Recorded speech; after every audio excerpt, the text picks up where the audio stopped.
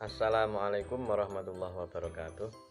Nama saya Muhammad Yazid Fatoni, NIM 857687029, program studi PGSDBI semester 3. Di sini saya akan membacakan rencana pelaksanaan pembelajaran kelas rangkap RPPKR model 221. Tematik terpadu. Di sini saya akan menggabungkan kelas 6 dan kelas 5 dalam satu ruangan. Kelas 6, untuk kelas 6 temanya adalah tema 1, selamatkan makhluk hidup. Sedangkan kelas 5 tema 1 juga, organ gerak hewan dan manusia. Subtema 1 kelas 6, tumbuhan sahabatku. Subtema 1 kelas 5, organ gerak hewan. Pada kegiatan awal, pertama-tama saya mulai dengan apersepsi dan menyampaikan tujuan pembelajaran.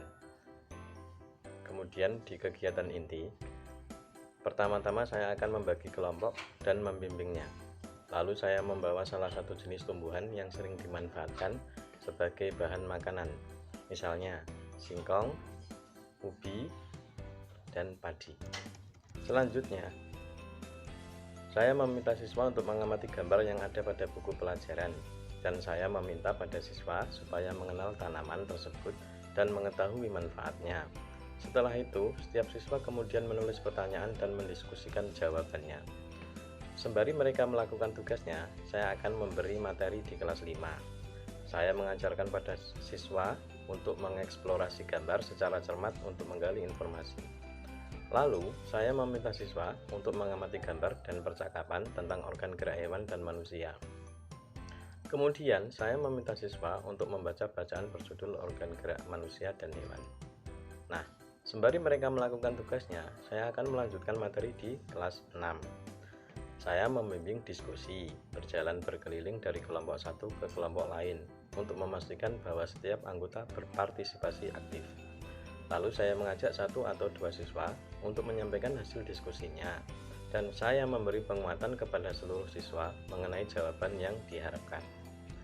Kemudian, siswa melanjutkan kegiatan dengan membaca teks tentang tanaman jagung dalam hati. Nah, sembari mereka melakukan tugasnya, saya akan melanjutkan materi di kelas 5. Setelah mereka selesai membaca, saya meminta siswa untuk mencari dan menentukan ide pokok tiap paragraf dari bacaan yang telah dibacanya. Lalu, saya membentuk kelompok untuk berdiskusi tentang pengertian, fungsi, dan cara menentukan ide pokok bacaan. Ide pokok adalah ide atau gagasan yang menjadi dasar atau pokok pengembangan sebuah paragraf. Fungsi ide pokok adalah menjadi dasar pengembangan paragraf.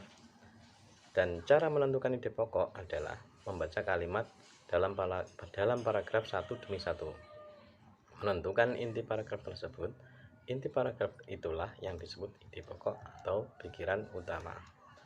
Kemudian, saya bersama-sama siswa membuat kesimpulan atau rangkuman dari hasil belajar pada kelas 5 dan juga kelas 6. Selanjutnya, untuk penilaiannya, saya menggunakan penilaian 3 tahap. Pertama, penilaian pengetahuan, di mana saya memberi soal yang telah mereka jawab pada saat kegiatan awal pembelajaran. Kedua, penilaian sikap, di mana saya melihat sikap dan perbuatan mereka saat pembelajaran.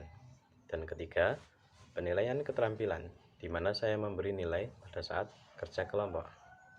Demikian, terima kasih. Wassalamualaikum warahmatullahi wabarakatuh.